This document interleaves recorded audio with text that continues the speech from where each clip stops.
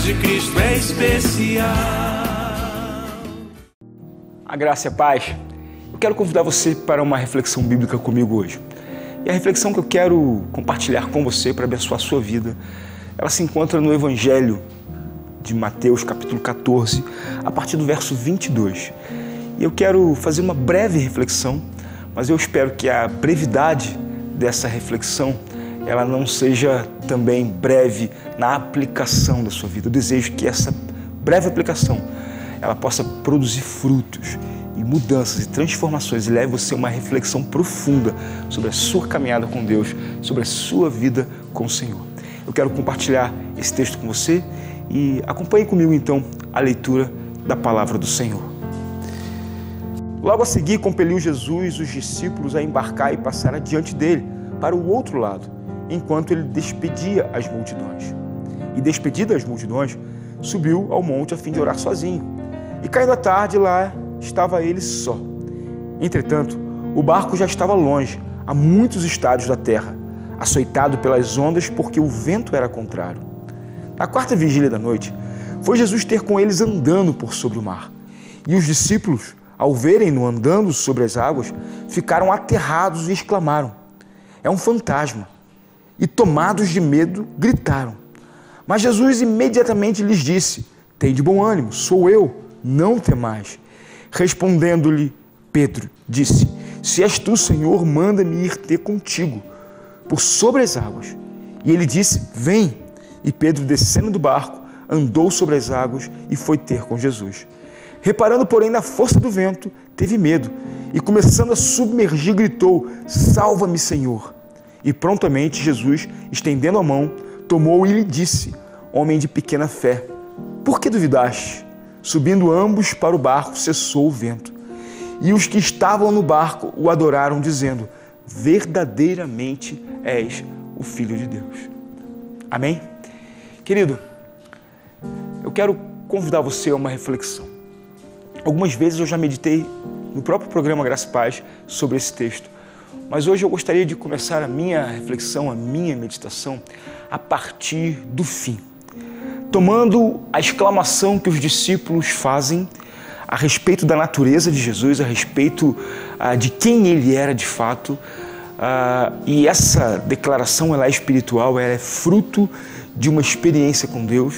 Diz o texto aqui que no verso 33, os que estavam no barco o adoraram, dizendo: "Verdadeiramente és Filho de Deus." Sabe, expressar a natureza divina de Jesus, ela não consiste apenas em saber o fato de que ele é o Filho de Deus.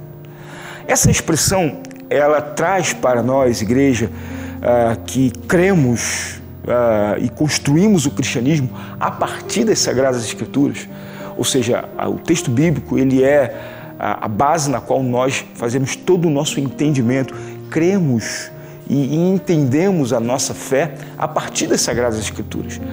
Pelo menos a fé cristã reformada, ela tem a Bíblia Sagrada como única regra de fé e de prática. E então, quando esses homens dizem que Jesus Cristo, ele era verdadeiramente Filho de Deus, eles trazem para a gente muito mais do que uma expressão teológica, muito mais do que uma confirmação teológica. Mas aquilo que eles estão dizendo precisa ser compreendido à luz da experiência deles. Eles não estão dizendo que Jesus era Filho de Deus porque eles aprenderam numa classe de escola bíblica. Eles não estão dizendo, eles não estão confessando a natureza de Jesus porque eles aprenderam em um programa de televisão. Eles não estão dizendo isso porque eles aprenderam em uma aula de um culto ou em uma pregação feita de um púlpito de qualquer igreja. Essa declaração, essa afirmação, ela é fruto de uma experiência. É quando a sua fé intelectual, ela é chancelada por sua experiência espiritual. Então, a primeira coisa que eu quero mostrar para vocês é que para se chegar a essa conclusão, para se conhecer não apenas intelectualmente, mas empiricamente, saber de todo o teu coração que Jesus é verdadeiramente o Filho de Deus, a primeira coisa, você tem que estar no barco com Ele. Eles estavam no barco com Jesus. Você não vai conhecer Jesus se você não estiver no barco com Ele, ou se Ele não estiver no barco da sua vida. É interessante que no início dessa viagem, Jesus não estava no barco. No início dessa viagem, estavam apenas os discípulos. Tem muita igreja que só tem discípulo, mas Cristo não está no barco. Tem muita gente que está viajando no cristianismo, literalmente viajando, mas Cristo não está embarcado nessa viagem. Então nós precisamos pensar, se Cristo está no barco da nossa vida e se nós estamos no barco dele. Perceba que no início da viagem, o mar fica revolto. E o mar revolto tira a paz de qualquer um. Talvez você esteja vivendo um momento de mar revolto na sua vida. Diz o texto que o vento soprava e açoitava o barco com as ondas. Isso devia gerar grande pânico e temor. E diz o texto bíblico que os discípulos estavam atemorizados. Na verdade, o texto diz que eles estavam aterrados, apavorados. Pavor é a palavra que descreve o sentimento que tomou conta daqueles homens dentro daquele barco. E quando Jesus surge andando por sobre as águas, o pavor deles era tão grande que eles olharam para aquela pessoa que vivia com eles, que andavam com eles e acharam que ele era um fantasma. É o que está aqui escrito no texto. Acharam que ele era um fantasma. Tomados de medo, eles gritaram. Isso está lá no verso 26. Eles exclamaram, é um fantasma. O pavor faz isso. O pavor faz você não reconhecer quem anda com você. O pavor tira a sua capacidade de discernir o óbvio. O pavor tira a tua capacidade de discernir o espiritual, que não é tão óbvio. Então não basta só você estar no barco com Jesus. Você precisa ter experiências com Jesus. Vocês precisam ter a experiência de ter o coração acalmado por eles. Porque no meio da tempestade, eis que Jesus diz, sou eu, não temais, tende bom ânimo. Sabe, essa é uma experiência definitiva para quem quer andar com Jesus. Para quem quer saber que Ele verdadeiramente é o Filho de Deus. Sabe, porque às vezes você sabe que Ele é o Filho de Deus, mas nas tempestades da tua vida, Ele não consegue acalmar o teu coração. Não porque Ele não consiga, é porque você não permite. Você precisa permitir que Jesus acalme o teu coração. Em primeiro lugar, você precisa saber que Ele tem o poder para isso. Em primeiro lugar, você precisa saber que Ele anda por sobre as águas que tiram a sua paz. Sabe as águas que tumultuavam o barco? Sabem as águas que balançavam o barco? Sabem as águas que roubavam a paz dos discípulos que estavam dentro daquele barco? Então, Jesus andou por sobre elas para dizer, eu ando por cima dos seus problemas. As suas lutas, os seus temores estão debaixo dos meus pés. Então creia nisso, saiba disso. Entenda que Ele tem o melhor para a sua vida, Ele tem a direção mais acertada para você. Para você saber que Ele é verdadeiramente Filho de Deus, você precisa ter a experiência de deixar Ele controlar o teu coração. O teu coração precisa aprender a ser adestrado pela voz do Senhor. Assim como uma criança se aquieta no colo de sua mãe, a tua alma precisa se aquietar nos braços do Senhor, debaixo da voz do Senhor e reconhecer a voz do Senhor.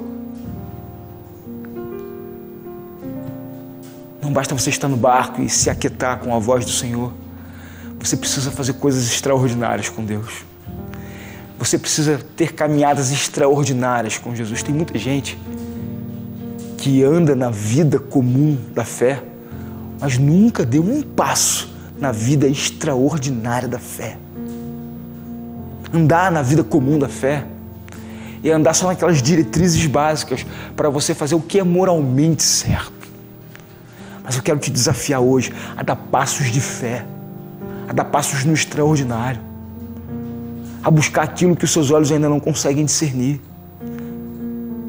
a conquistar aquilo que ainda não está conquistado, a ver aquilo que ainda não existe diante dos teus olhos, porque é exatamente essa definição que Hebreus dá para a fé, a certeza das coisas que se espera, mas ainda não se vê. Eu quero desafiar você hoje nesse programa, a olhar com fé para a palavra de Deus, a deixar a palavra de Deus aquietar o teu coração, acalmar você. Eu quero desafiar você nesse programa a dar um passo extraordinário. Pedro disse: é o Senhor mesmo, manda eu ir ter com o Senhor andando por sobre as águas. E o Senhor disse: vem. Às vezes os nossos pés, eles falham, como a canção que nós ouvimos no primeiro bloco. Os nossos pés, eles pisam em lugares que eles vão falhar. Mas é andando por sobre as águas, é onde o nosso pé pode falhar. Mas, na verdade, aqui o que nós devemos entender é onde a nossa estrutura pode falhar, onde a nossa segurança que nós construímos pode falhar. É onde aquilo que você descansa, é onde aquilo que você julga ser firme, é quando isso falha, é que você conhece verdadeiramente a graça de Jesus. E o Senhor te encontra no mistério, no meio do mar, onde você está afundando. É quando você grita: socorro, salva-me, Senhor, e o Senhor te estende a mão e te traz de volta à tona. Quem soube o que é afundar e quem soube o que é voltar à tona, segurando nas mãos de Jesus, esse sim viveu o extraordinário. Então, se você, querido, já viveu isso na sua vida, se você soube o que é afundar e soube o que é submergir e depois voltar à tona, segurando nas mãos do Senhor, você teve uma experiência com o Senhor. Busque isso mais na sua vida. E então, quando você estiver no barco com Jesus, como Pedro já os outros discípulos estavam, e quando ele acalmar a tempestade e o vento parar e o tempo fizer bonança, eles disseram: verdadeiramente Ele é o Filho de Deus. Sabe o que nós precisamos na nossa vida? É de uma declaração dessa verdadeira. Nós precisamos de cristãos que declarem isso não baseado no que eles aprenderam na boca de outras pessoas, mas declararem isso baseado na experiência que eles tiveram com o próprio Senhor. Então vai, em nome de Jesus, buscar a sua experiência com Deus.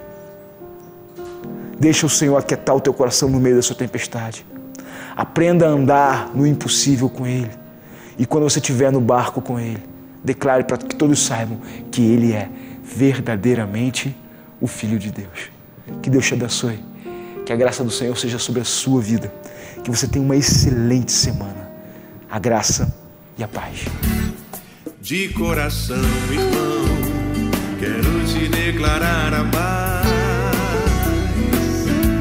que vem de Jesus e vale muito, muito mais do que ouro ou outro metal. Mais do que tudo, a paz de Cristo é especial.